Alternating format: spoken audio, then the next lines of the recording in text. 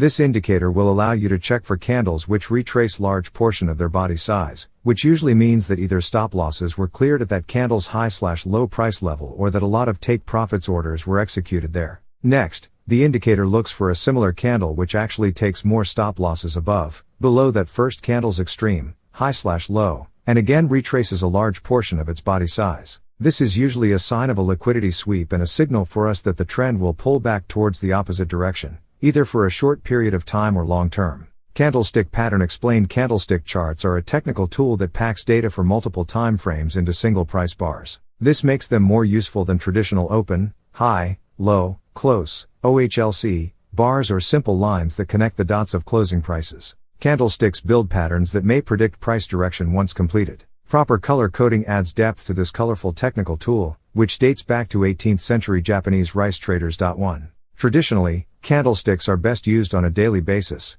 the idea being that each candle captures a full day's worth of news, data, and price action. This suggests that candles are more useful to longer-term or swing traders. Most importantly, each candle tells a story. When looking at a candle, it's best viewed as a contest between buyers and sellers. A light candle, green or white are typical default displays, means the buyers have won the day, while a dark candle, red or black, means the sellers have dominated. But what happens between the open and the close, and the battle between buyers and sellers, is what makes candlesticks so attractive as a charting tool. Use hammer pattern. Candle patterns. Hammer strategy shows how to use hammer pattern within a strategy. How to read a candlestick pattern. A daily candlestick represents a market's opening, high, low, and closing, OHLC, prices. The rectangular real body, or just body, is colored with a dark color, red or black, for a drop in price and a light color, green or white, for a price increase. The lines above and below the body are referred to as wicks or tails, and they represent the day's maximum high and low.